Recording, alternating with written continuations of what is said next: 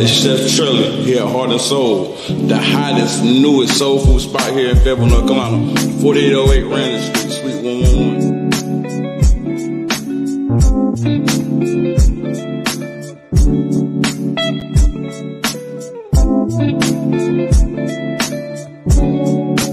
This right here.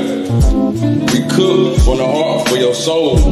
Guarantee y'all, I'ma warm y'all soul. Guarantee y'all. Come on. Go eat with the rest, eat with the best. It's a guarantee. You will not be disappointed, guarantee.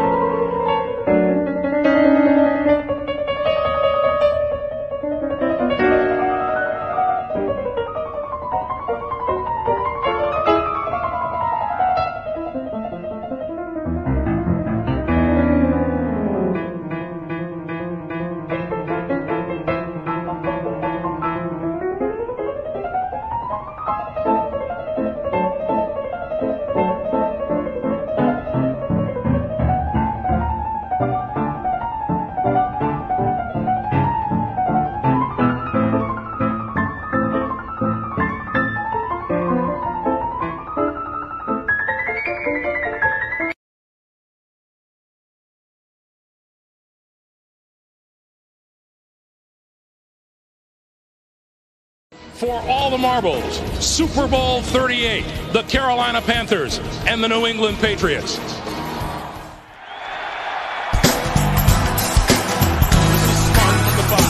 Makes no difference what you're going through.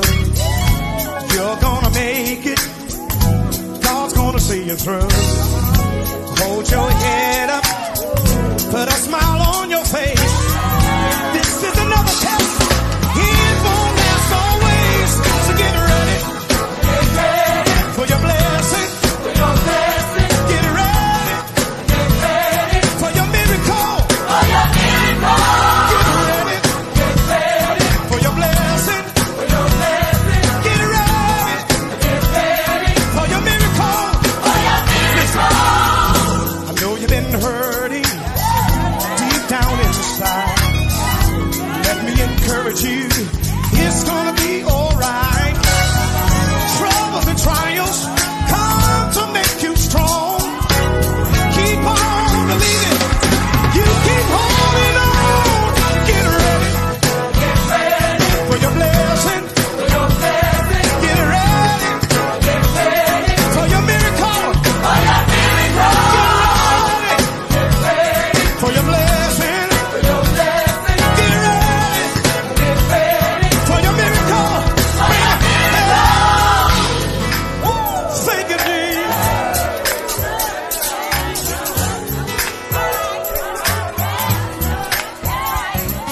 God's got a blessing. God's got a blessing.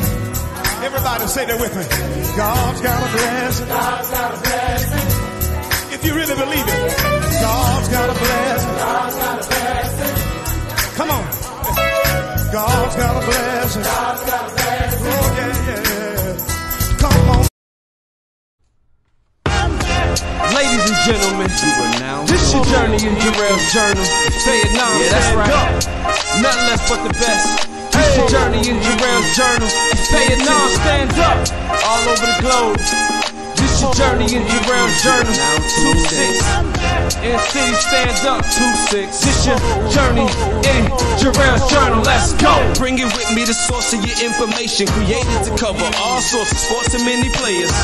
In the making, there is none other like it. From the majors to the minors, it's tailored to be enlightening.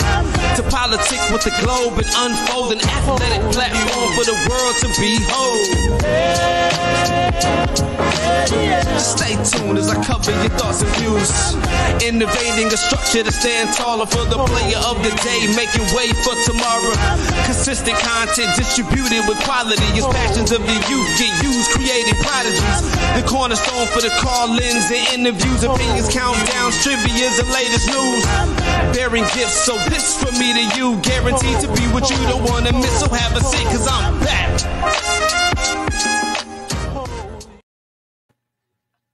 And I'm back. Welcome to Jarrells Journal. Thank you for tuning in. Today we have a special guest come on, someone that I'm very excited to have share his time and come speak with us and help me out also with my research. His name is Dr. Don Davis. He is a former New England Patriot. He's a former Super Bowl champion, two-time champion, and he's also with the NFLPA over player affairs. So let me set the table kind of. The year's 2002. I'm a freshman in college. Me and my best friend are on the phone. We're on the jack talking to each other about the Carolina game and the Patriots game, and we excited because we about to win, or we thought we were. Little did I know that I would meet one of the guys that hurt my feelings for a long time, and we ain't been back since, man. We haven't been the same since. But before we even bring him on, if you have any questions, any comments, please feel free to drop in the comments section. And also share this to any players that you have, for all my ADs, all my personnels at different teams in high school on up.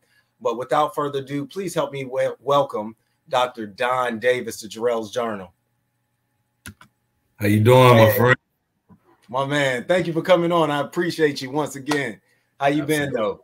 My pleasure. It's been good. This is a great time of year. It's a time to be thankful as we go into the holiday season. Have a lot to be thankful for. Entering off of or kind of coming off of Thanksgiving and going into Christmas season. So it's good. Perfectly said. I definitely feel the same. So tell me this: how have you been able, like you said, we should all be thankful because we're going through something we've never experienced before. How have you been just handling, maneuvering with your professional life, personal life, just during this pandemic? Yeah. You know, I think personality plays a big part into this, right? And I always knew that I was an introvert and I fake extroversion, but I didn't understand how much of a stone cold introvert I am. So that is the preview or precursor to my explanation of my answer to you, which is I've been fantastic, actually.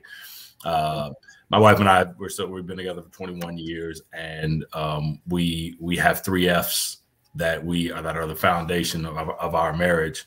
That is faithfulness, friendship, and forever. And because of that, in the middle piece, that friendship, we are friends. We do talk. We have great conversation. And so the pandemic actually forced me to just slow down. I didn't have to travel. I typically am on the road, 150 days out of the year, some crazy, time like that. Yes, sir. So then all of a sudden the world shut down in March 2020. And it's kind of like, so we flew back from our annual NFL Players Association rep meetings where all of our reps come together. So that was in Miami, Florida. We flew back, the world shut down, and I didn't get on another plane for 6 months. And it was kind of like, wait, I'm not on a plane. I don't have to be in the office. We set up a little gym so that everything was closed. You couldn't go anywhere. Every restaurant, everything was closed. And so you kind of started like getting used to this new normal. So Zoom calls, and that got a little annoying. Yeah. But then, it just kind of just like this new way of life. And it was like quiet, and so getting through that, and then it helped being an introvert, being more alone with myself, with my thoughts, having more time to read or to pray or to think, much less than having to run to the next one. So honestly, it's been pretty well in the Davis household. Of course, when the world opened back up, obviously that opens up a whole new world because being able to travel in that. But I think we've been able to survive and thrive through the pandemic.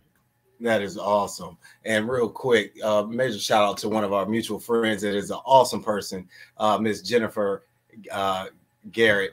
I appreciate you for tuning in. She says, Don, also known as Double D. That's right. Double D, triple D now is what they call it. Doctor of it. So Doctor, definitely. And real quick, just to segue in, right now in the NFL, we have a lot of cases coming back up as far as teams, the number of cases of active COVID cases increasing. Yeah. Do you think that this would cause any kind of postpone of games in the future, or should the NFL even kind of double down on their rules and regulations as far as what players should be doing outside to keep everything safe? Because the regulations that they had so far were pretty good and were able to keep games going in the past. Do you think this any kind of cause for concern in the future? It's definitely cause for concern. It's always concerning when your numbers are increasing, right? That's something that you don't want. You set protocols and you have rules in place so that you can prevent infection. However, because players don't live in a bubble and aren't just stuck in a bubble, they're interacting with the general public in life. So that infection is going to happen. So you just try to mitigate that as best you can. We have a great majority of our players that are vaccinated, which is great. But what we're learning from science is vaccines wane in strength, potency, so to speak, after about 6 months. So another mitigation strategy is a booster. They're talking about these boosters coming up, right? But that wasn't part of the so just to take one giant step back, the NFL Players Association negotiates with the NFL for these rules. So there's no way to just implement rules. You must negotiate them. Awesome. Because we are the PA, the players are a protected, unionized workforce. So that's what I do every day, and we get to talk through those things. So yes, there's cause for concern. To answer your first question, do I think that it will lead to the cancellation of games? I'm optimistic. We were able to get through them all last year. There were a few that had to be postponed, but what we had last year that we don't have this year, one are the vaccines, and two are the high-risk close contact. So last year when you had these numbers, let's say 5, I think on the LA, the game last LA Arizona, I think there were 5 players that were inactive and they were placed on the list. Well, last year, without the vaccines, now you do contact tracing. That could have been 20. Now the game has to be pushed or canceled. This year, no, if you're vaccinated, you're not considered a high-risk close contact. Therefore, the game can proceed. We're coming down to the finish, right? We got about 4 weeks left, 4 or 5 games left. Half the teams will be out of it, and then we'll go into the playoffs. And each week, half of the teams kind of go. So I'm optimistic that we'll be able to finish out the season without a delay or a cancellation. I appreciate your answer. That was awesome, because I was asked that last night. I was on a podcast out of Florida, and he asked me that. And I thought the NFL was pretty progressive in their measures as far as protecting players and what they have implemented already. So thank you for your explanation. Now let's go ahead and get into it. I always start off the interviews with I got this from Brown Sugar, the movie. When did you fall in love with the game? Yeah, I interestingly enough never fell in love with the game. Okay. There were aspects of the game I loved. There were lots of benefits. But I didn't fall in love with the game. I grew up in Kansas. I was a good athlete. My father told me, you got to go to college and I ain't paying for it. So therefore you better get a scholarship. So I I was a 4-sport athlete. I did that in order to get to college. When I went, I stayed local from Kansas, and local boy. My parents were still there. All my family is real there. And so then I go to University of Kansas. I choose that. It's close. It's great. I'm going to get a full ride education. That's fantastic. I didn't start thinking about the NFL till my junior year. Right before my junior year, 2 guys who played in front of me, 2 defensive tackles, got drafted from Kansas in the first round of the draft. I'm like, wait a minute, we can get paid for this? So that's whenever I kind of started to think about it. And then what I did was I started to prepare as if that were going to be a reality. And it took, I finished out my college, my collegiate career. When it entered into the NFL draft, was not drafted. It took me really almost 2 years to get in, because my first year I didn't make it in, right? I was released, practice squad, cut, sold shoes at Foot Locker, called back up, released again. So it wasn't until year 3 when I finally felt like, I'm sorry, it was like year 5 when I finally felt like, okay, I'm stable as a NFL player. Every year before that, I couldn't call myself a player because it was like up, down, cut, practice squad, back. So it was about year 4, year 5 where I started to kind of feel more solidified in football. And then it was like year 6, 7 where I started to understand my purpose in the game and really giving back to the guys that are in there and understanding that this was bigger. There was a plan for my life, right? That was why I was allowed to play. So I was happy for the opportunity, but I didn't just fall in love with football, right? I love players. I love what I do. I love my job. I do. I love serving players. Football, I mean, it's a great game. Fantastic. I like watching it, but I'm not in love with the game. That's awesome. So your passion and joy came from serving others. That is awesome. It really did. And that's just coming from, thinking, even when growing up and kind of always, I felt like even growing up with friendships and that, I despised bullies, right? I just didn't like them, right?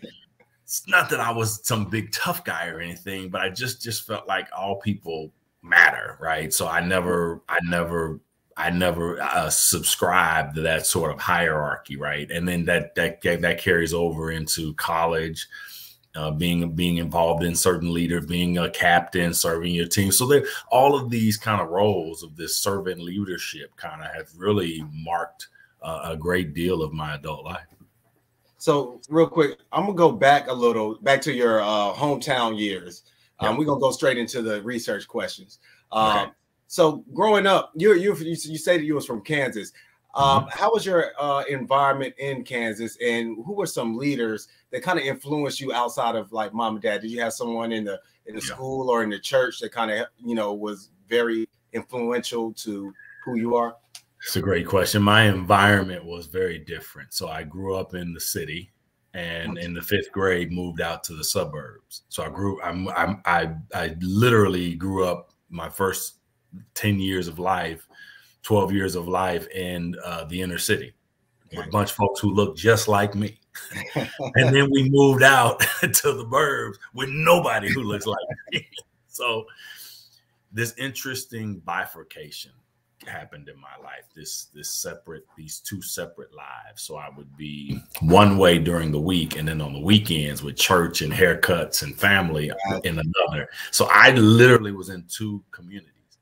And what that caused in me was this kind of division or identity crisis, in that I was not accepted in really either community. I was too dark for one and too light for another, or so to speak, right? Because I talked a certain way. I spoke, and it was always like, man, why you talk like that? It's like, what do you mean? This is how I talk. Like, nah, you talk this, that. So you kind of learn. So then what I kind of learned after a while was, oh, so in here, it's okay to speak or act this way.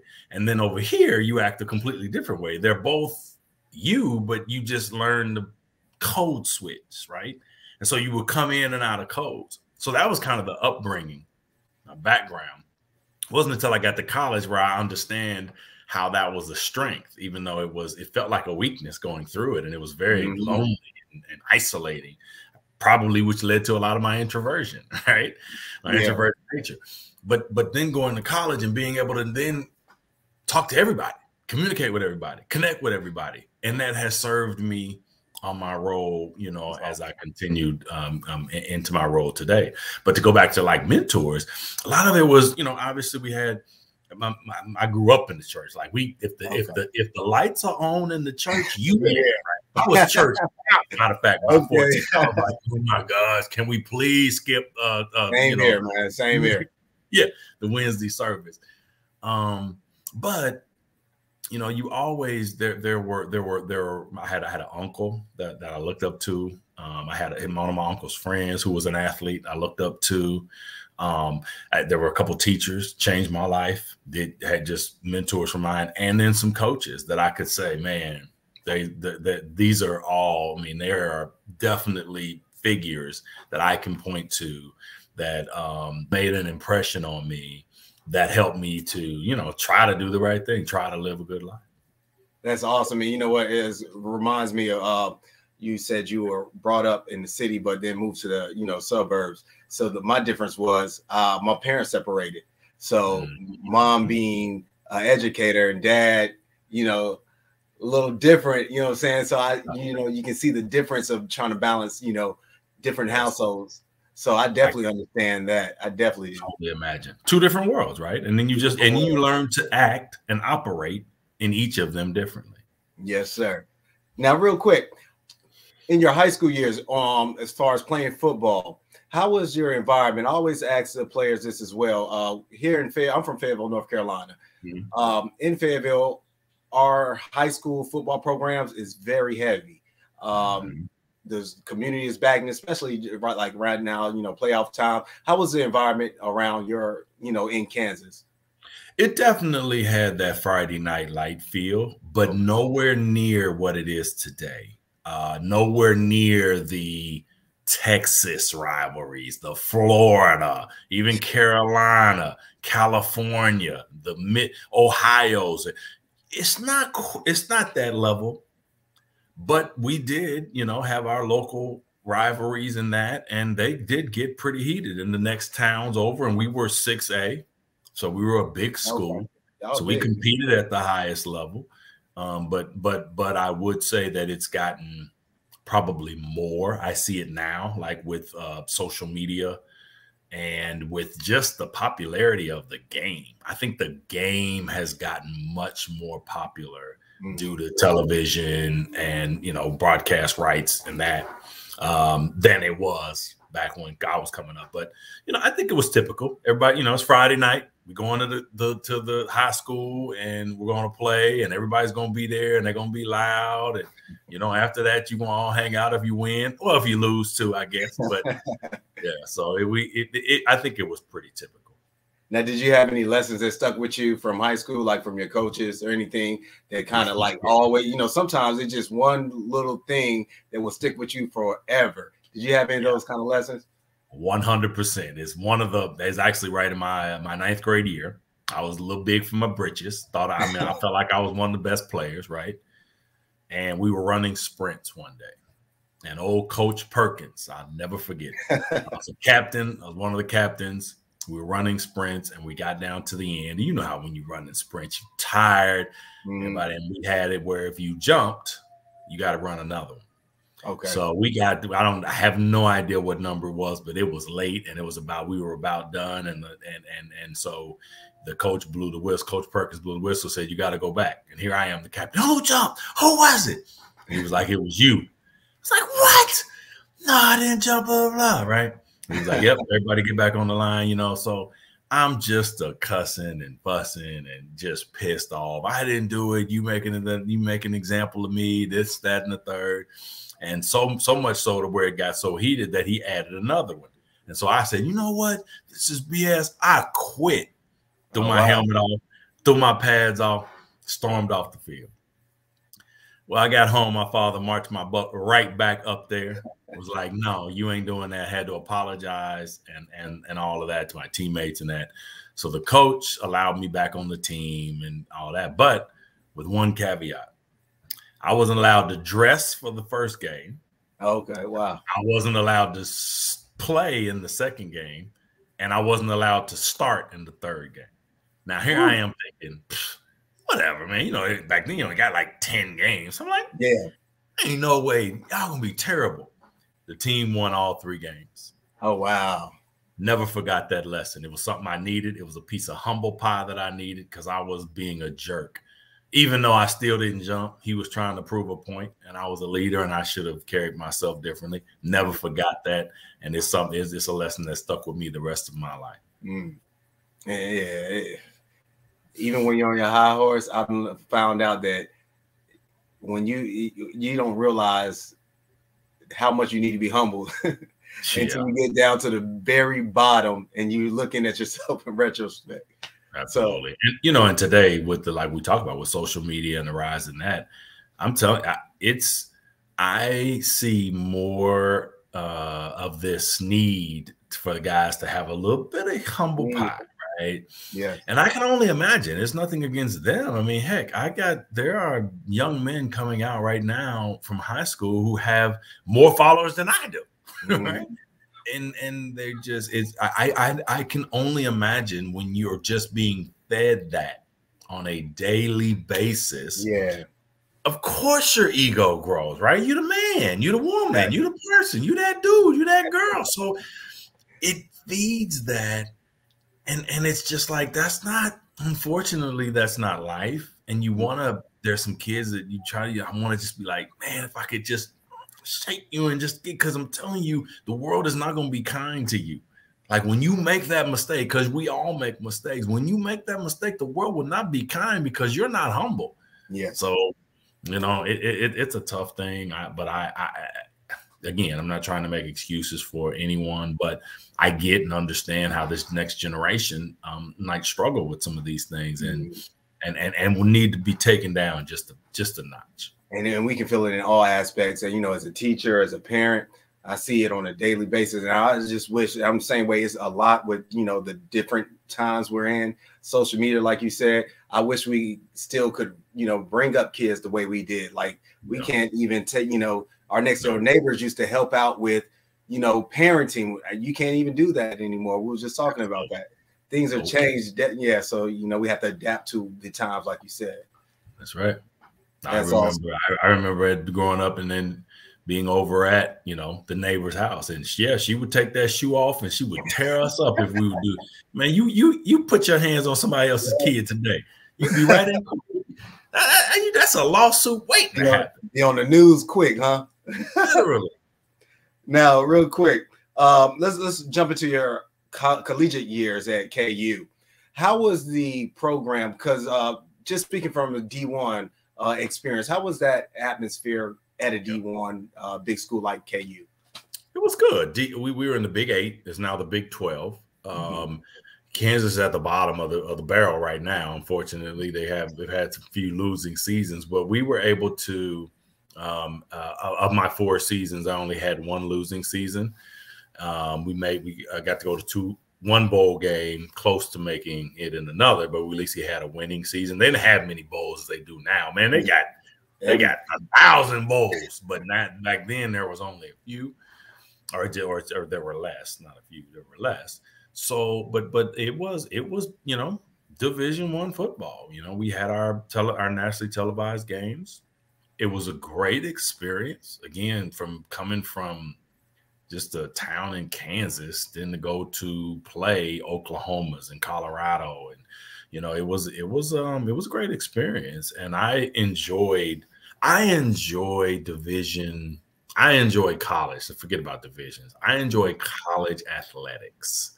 Gotcha. I enjoy the fact that you get to go away and have a lot of independence, but still be in a bubble, enough of a protected bubble where you shouldn't steer too far if you stay with some guardrails. I enjoy figuring out who you are, right? Those are formative years. And I think you miss out on that when you elect not to go to college, because college may not be for everybody, but the education piece may not be for everybody as far as the academics. I think the social education you get, I don't know if you can mimic that anywhere else. So I totally agree. And I'm glad you brought that up. I was talking to, actually last week, we had a guy from Fayetteville State who was a draft prospect. And we were just talking the difference from a D2 school where we lack resources and the availability to fall easily back into the environment that's so close. You know what I mean? Yes. So I'm so glad you, you know, detailed, you know, they experience on the D1 level? They keep you pretty tight. Now, and even now more, they're supposed to have a 20-hour rule.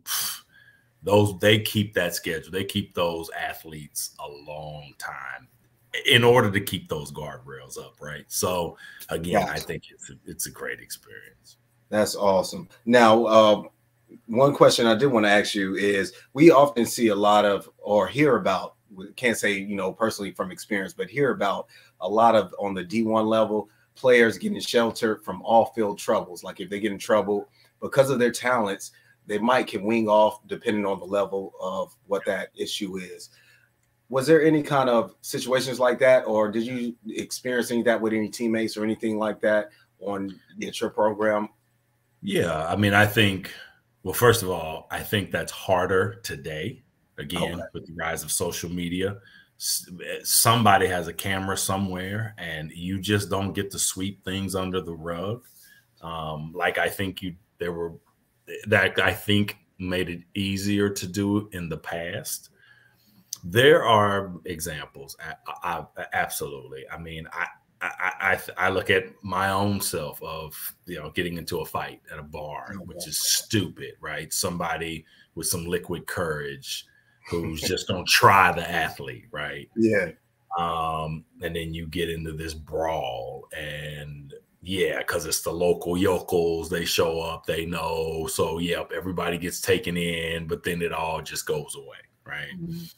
I mean, that happens. I'm sure it happens today as well, but I think it makes it much harder. And it, I mean, just biblical. What's done in the dark will come to light. I mean, it has a way of finding you out, right? Yes, sir. So I think while it does happen, I think it's much rarer of an occasion now. And another question I want to know, do you recall any resources on your collegiate program that your athletic program gave to players that helped out with improving social and behavior development that helped student athletes stay out of trouble? Issues? I do. We had back then the academic counselors kind of ran the show. There wasn't as many life skills kind of people who were on staff. I think the staffs have grown. So now life skills, player development, those kind of roles are now more popular.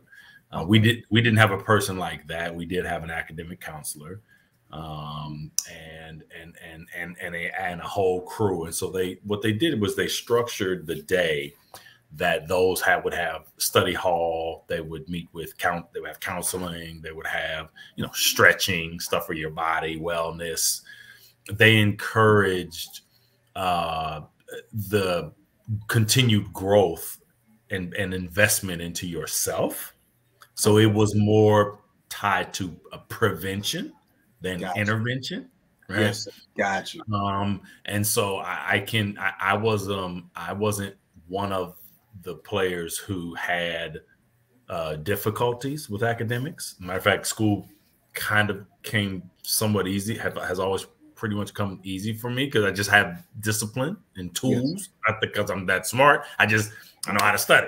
I learned how to study real early. Okay, I've got this, and this to do all week. I only got this many hours, and I've got this many things to do. I just would simply, boop, boop, boop, boop, and that's how I do today. Okay, I got to study this, and just get it done, right? So because of that, I started those processes early in middle school and high school, carried me through college. So I didn't have some of the restrictions that you had to have with that some others had. Mm-hmm. Mine was more voluntary, right? I could go if I wanted or if I needed something, great. But if not, I don't have to be there. So a lot of times I get my work done. I'm nowhere around there because typically that's going to be after practice. And that's mandatory for certain folks, right? Yeah. But we did have those. And I think some guys used them and utilized them. And I think they were a big help. That's very good because it sounds like it's from school to school. They kind of differ. So that's awesome. That's very good to hear. Now, you've already kind of described your process as far as your transition from collegiate to the professional league. You told us that you weren't drafted originally. Could you give us a little bit more of your experience coming from college to the professional? Yes, I get on the conveyor belt. Players who go to play, who have the, players who aspire to play at the next level, kind of get on this conveyor belt.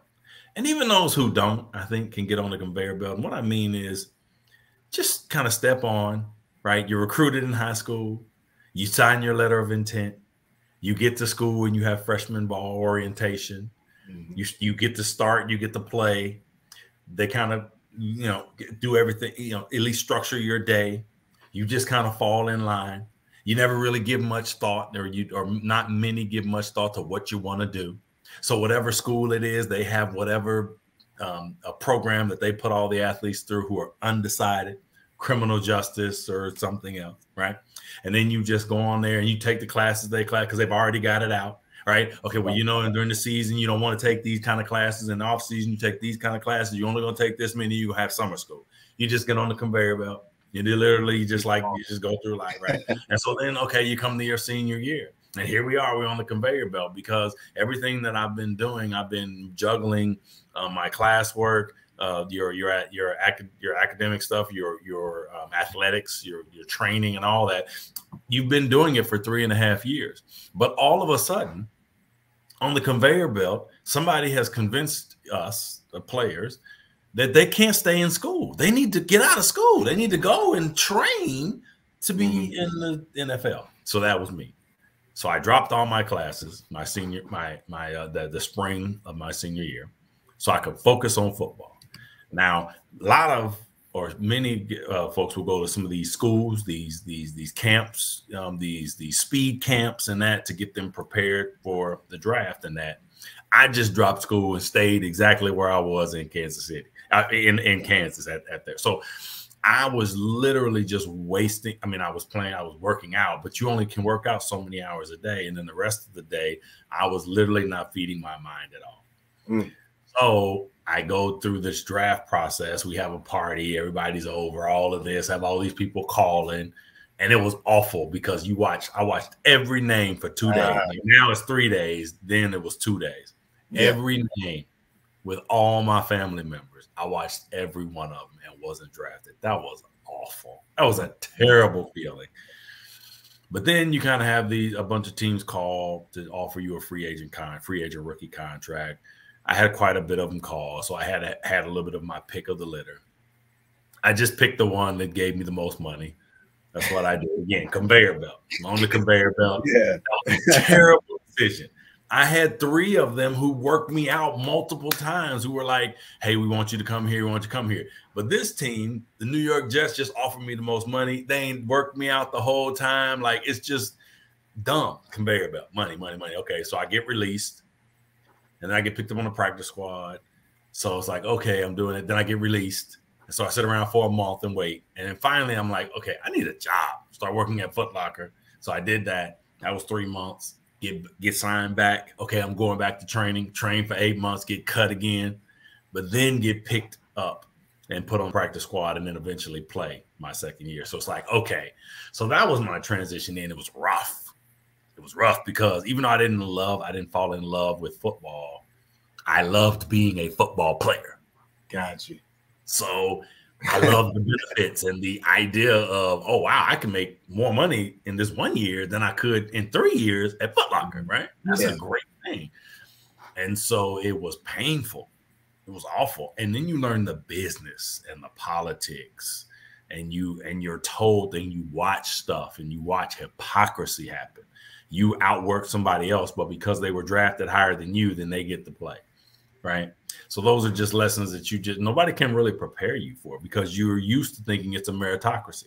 If I beat you out, period, I'm going to play.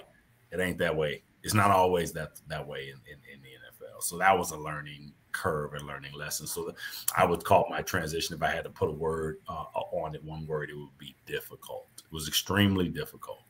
I'm glad you said that because I definitely know some guys that could benefit just from your experience. that are about to go through this process. So just knowing that, you know, because I really love your journey, and I encourage you, if you haven't seen or heard about Don Davis' journey to the league, he has other interviews as well where he describes it, and it's very, like you said, humbling and then also eye-opening. And we're going to touch on that in just a second as well, because I got some personal questions I want to ask you as well. But just to fast track, when you got into the league, same questions as at the collegiate level. What kind of resources did you experience as far as helping out social and behavioral and staying in off-field troubles professionally, though? Yeah, the NFL has lots of resources. Each club has resources. Back then, it was called player development. Back when I came in, it's now called player engagement. Every team has a director or a team of people in that spot that help players facilitate their onboarding into the league, their management through the league, and then somewhat their exit out. I say somewhat, which we could talk about later, because it's kind of like, what have you done for me lately? Because once they close that door and they kick you out, it's kind of like good luck. Gotcha. Hopefully you've onboarded well and learned a lot. But there are lots of resources. I mean, we have behavioral health resources. Your Cigna benefits alone offer you. There's multiple ways of counseling and different things that you can speak to. Every club, every NFL club has a clinician now. They didn't then, but they do now. It's resources. And every team goes through like a good rookie onboarding, right? Which goes through finances, which goes through their budgeting. It goes through some of the things to stay away from. It goes through the local law enforcement. It talks about, where to find a home and some of these things. So you have resources available. I think the challenge isn't so much the availability of the resources. It's just simply making it a priority. Gotcha. Because again, we get on the conveyor belt and you can focus so much on the physical portion of your game, right? Or your physical, mental, emotional portion of just the game, and just neglect kind of everything off the field, outside of the lines. And when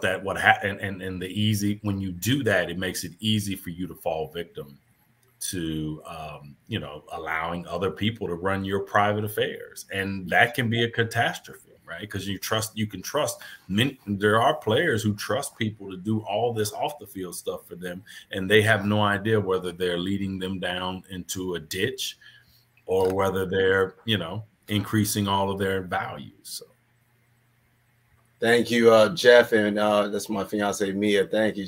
I think she might love this man speak. And Jeff said he needed this. That's awesome, man. I appreciate you guys joining in. Thank you. Got you. Love this man. His spirit is definitely felt. Got you. Awesome. Now I do have a follow-up question. Do you feel like there's any gaps in resources that could be utilized to help out a little bit more? I don't think there's so much gaps, Jarrell, as there are low utilization. Got you.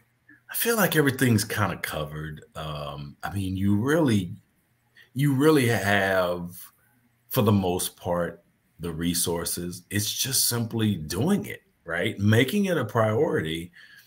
And because so few people make it in the NFL, I get having a myopic focus, right? Singularly focused on one goal, one task, because it takes all of the energy to get in, to stay in, right? And I heard Brandon Marshall and Chad Ocho talk about this on I Am Athlete, about how they were like, no, there wasn't nothing, right? They singularly focused, and those, and Channing Crowder, those guys, they were at that level of status, so they could do that, right? That's all they could focus on. A dude like me, whatever. Well, you better. We gotta get this mortgage together. Like, we gotta get to the crib. We gotta cut this grass. Like, you gotta do stuff, right? Oh, that's awesome. So, you know, I think players, because look, 70% of the guys who make it into the NFL are at the minimum. They just are. Those contracts, yes, it's a lot of money, but it's not the $1 million contracts that you see. And so when you make it in, and if you don't get that second contract, you're going to be at the minimum. You're not going to make those millions of dollars. So you need to figure some stuff out, because you're not going to be able to have somebody, a housekeeper, and, you know, like on Ballers, and somebody come in and cook, a chef, and, you know, that's just not reality, right? Yeah. And even if it is, if you can pay for that maybe during your career, that's great. But if you don't budget your money right, it's hard to make that for a lifestyle, right? Yes, so you're going to have to eventually figure something out. I think you do yourself a disservice if you don't. Oh, that's got to be the realest, you know, eye opener. There are levels and tiers of players and what you can actually do financially. So, yeah, I appreciate that. Yeah, those old school roles, man. Some of the young dudes I talk, I'm just gonna get a significant other to do that. Yeah, some old school. I mean, yeah, hopefully you might be able to find, but that ain't true. So you better be. This is just this was from old Alicia Davis, my mama's upbringing. Boy, you better learn. You need to know how to wash clothes. You know how to iron. You know how to cook. You know how to clean. Like you have to be able to do these kind of things, and if you're depending on somebody else to do them, I mean, that's fine. If you do have somebody like that, well, that's great. But if you don't, then you better figure it out. So I can see somebody pointing a finger right now about the cooking, man. You shouldn't have said that. But real quick, and we're going to round off. I got a few more questions. What would you tell yourself, what you know now, to your younger coming into the career, Mr. Davis? Yeah. Focus and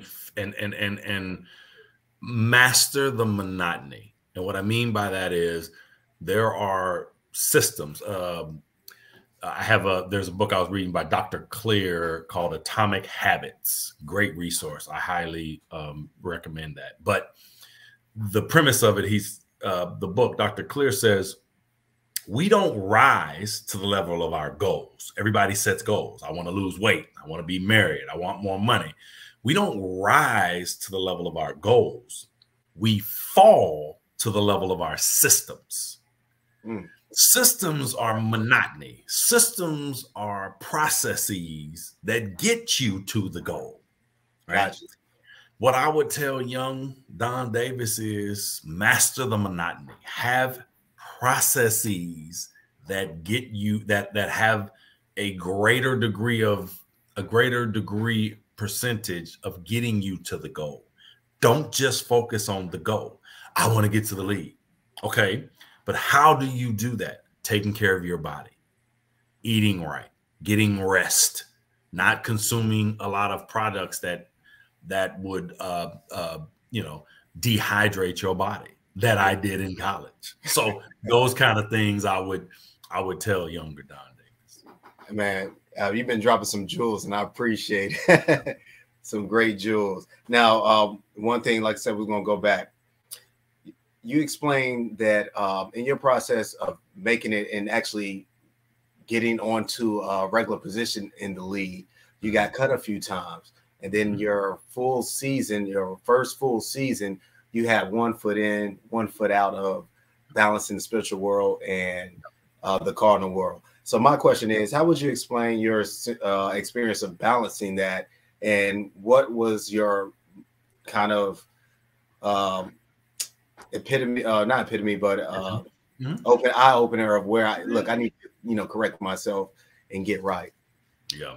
So the Bible mentions there are really only 3 types of people. There are non-believers, there are believers, sold out disciples, Christians, and there are carnal Christians.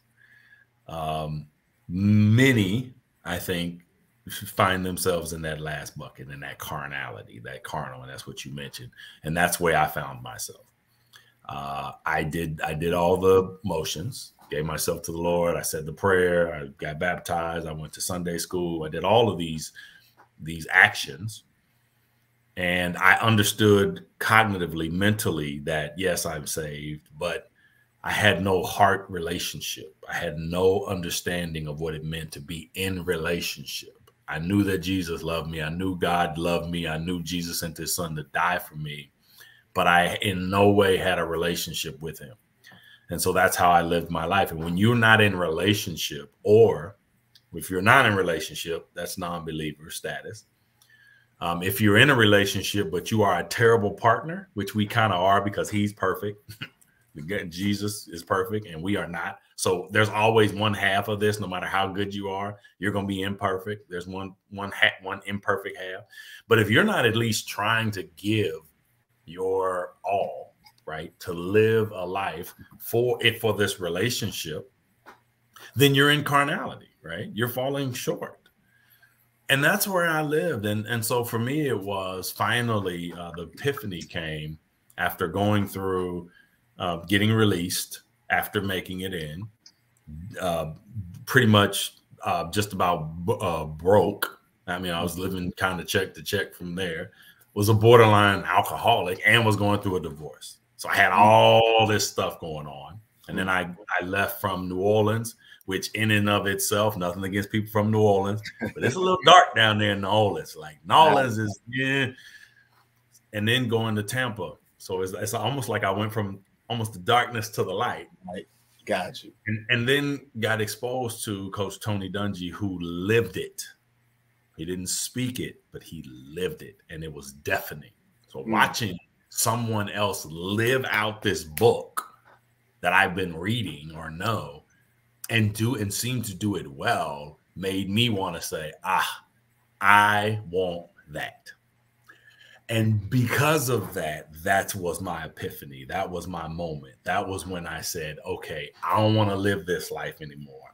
I want to live a new life, and I want to live for you. I want to live better. I want to be better. I want to be a better partner in this relationship. And once growing that, then just getting into the spiritual disciplines of going to church, of reading the Bible and praying. And then thankfully, shortly after that, I met my wife, and we've been together every day since. And so understanding what I did, what I didn't do, because you take you everywhere you go. So what happens oftentimes is we tend to think when we go through relationships that we the one that's right and the other person is the one jacked up. And yet we take our jacked up self into the next relationship, right? Yeah. And then that person, we're like, well, that person's jacked up. And we take it to the next one. And that person's jacked up. I'm like, wait a minute, you're the only common denominator in all of this. So what I kind of started to learn was, okay, well, how can I be better? How can I be a better partner? First, in relationship with Jesus, learning who I am, but then in order to be in communion and relationship with another. And that's what's kind of been the guiding principle. And that's why we've been allowed to have, a very, what I would call consider a very successful marriage. You know what? You're hitting like everything on the head. What you can see my fiance going off. These are conversations that we talk about. We're going to get him right. Yeah, man, we try. But yeah, these are conversations that we talk about just as growing and understanding what, like you said, you being wrong and trying to get right. So I appreciate that. And then on top of that, you also touched on something I've been looking at. So I already knew who Tony Dungy was, the coach. In my master's program, we got to start reading his book. So I got to learn more about him as a personality, what people thought about him, how he shows or how he displays his leadership. Yeah. You actually got to witness that and then see it firsthand. So you got into my next question, which I was going to ask, how was his leadership displayed? And also the last question, what would you tell someone that's battling, trying to walk in the right way of God and still, like you said, is a baby in Christ, that is still trying to better themselves as a son, father, etc.? What would you tell that person? Yeah, Tony Dungy was the epitome of a servant leader. That's what I try to emulate. It's the humility and confidence. It's the depending and being in relationship with another, and it's selflessness, right? It's spiritual disciplines of fasting and praying and giving, right? And reading the Bible and doing those sort of things. And those are the things that those are the similar advice that I would give to somebody who finds themselves struggling. The Bible says, in this world, you will have trouble, but be of good cheer. Jesus says, I have overcome the world. And so it's this, take my yoke. He says, take my yoke upon me, because my burden is easy and my yoke is light. And I think the burdens that we try to carry when we're in carnality is the burden of being perfect. When that's not what he asks. What he wants is oneness, right? So if we can focus on oneness, i.e., I am in relationship with Christ, who is perfect. And how do I please him? How do I fall in love with him? Just like in any other relationship, time. You need some time. You need some conversation, right? You need to get to know and understand this other person that you're in relationship with, right? And that will help you once you start to realize, man, this is what this person, Jesus, God incarnate in the flesh, did for me. As you continue to meditate on that, that's why it says fall in love with the pure milk of the word, right? So that when you get that milk and you get that word and you fall in love with that word, you fall in love with him in relationship with Jesus. Now, then that helps you, gives you the motivation and desire to please him, right? And so I think instead of a list of do's and don'ts or kind of what to do, I think it's more like, man, commune. How can you spend time in a relationship to get to know this Savior who is perfect in every way and yet still died for you? That's mind-blowing, right? Because we know our own thoughts. Man, that is amazing. I don't think you understand how much what you said is going to resonate with not only just me, that I'm basically describe myself as the baby in Christ, but someone that's just like me that's trying to get better. I don't care what age you are, where you are in your profession. We can always, develop in that so we can be better as a whole. Absolutely. So I truly appreciate it. Yeah, and I want to encourage you, man, and everyone else too. Just one day at a time. We can't boil the ocean. Just one day at a time, right? I'm going to get up. I'm going to see how I can live today to please him. I ain't gonna worry about tomorrow. It has enough trouble of its own, the Bible says, right? I'm gonna live for today, and then I'm gonna work, and I'm gonna talk to him at the end of the day, and I'm gonna tell him where I forgive me for the areas that I failed. Help me tomorrow to have a better day, and it just keep stringing them together. And get definitely, I will say, get into a accountability group of some sort. So whether that's at church, like people who are like-minded, right, who are trying to also be in this communion with the Lord and trying to walk in a manner worthy of the gospel. Get with a group of people like that, whether it's a home church, or that's a church community or that, but you have to, I think, be in community, particularly if you find yourself struggling and being young in the faith. I think that is awesome. And I definitely agree with everything you said. And I appreciate it because those words, like you said, like I asked you earlier, words that stick with you, what you said definitely stuck with me. So I'm hoping that anybody that can utilize this or you think that can utilize it, please share, because this was awesome. I thought it was very awesome. And that's it, man. That is everything, man. I truly appreciate you for taking the time out to come on. And spending your evening with us to help us out with the research and giving jewels. One last thing, if you don't mind. I'm going to use this as a commercial shoot. I'm going to bring you up. If you can just tell your name, former player, and then, continue to watch Jarrells Journal. We're going to use this as a commercial as well. Okay. All right. And here you go. Don Davis, NFL Players Association. Come bring back to me. Go ahead. You good. Start over. I got you.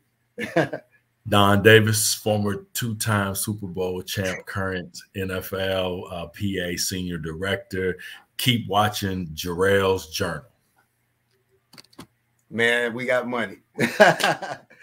Hey, well, like I said before, continue blessings in everything you do, because I think you're a wonderful person. I was excited to meet you, even more excited to meet you now after learning more about you, and definitely hope to continue to build our relationship and learn more from you, to be honest with you. Yeah, man. Absolutely, brother. I enjoyed it. Thanks a lot for having me on. I got to let you hear this. You're very anointed. God bless your family. Awesome, man. Thank you, yeah. Appreciate that. All right, man. Hey, you have a blessed one, and please stay in contact, man. Will do. Take care, bro. See ya. Oh, man, what a great interview. Great interview. Once again, if you have anyone that could utilize this information, I'm already thinking of about 8 people who are about to transition into the league that I'm definitely going to shoot this to. Not even on a sports aspect, the jewels he dropped just in life. If you are a person like me and are trying to better yourself, please share this to anyone that could utilize this information. Thank you for tuning in. Tune in next week. I have another NFL prospect for 2022 that will join out of North Carolina. Stay tuned to Jarrell Hessel Sports Consultant page to see who that young man is. And other than that, man, y'all have a blessed night, and I appreciate you guys tuning in. I'll see y'all very soon. Peace. Ladies and gentlemen, this your journey in Jarrell's Journal. Say it now, that's right. Nothing less but the best. This your journey in Jarrell's Journal. Say it now, stand up. All over the globe. This your journey in Jarrell's Journal. 2-6. In city, stand up. 2-6. This your journey in Jarrell's Journal. Let's go. Bring it with me, the source of your information, created to cover all sorts of sports and many players. In the making, there is none other like it. From the majors to the minors, it's tailored to be enlightening. To politic with the globe and unfold an athletic platform for the world to behold. Stay tuned as I cover your thoughts and views. Innovating a structure to stand taller for the player of the day, making way for tomorrow. Consistent content distributed with quality as passions of the youth get used, creating prodigies. The cornerstone for the call-ins and interviews, opinions, countdowns, trivia's, the latest news. Bearing gifts, so this from me to you, guaranteed to be what you don't want to miss. So have a seat, cause I'm back.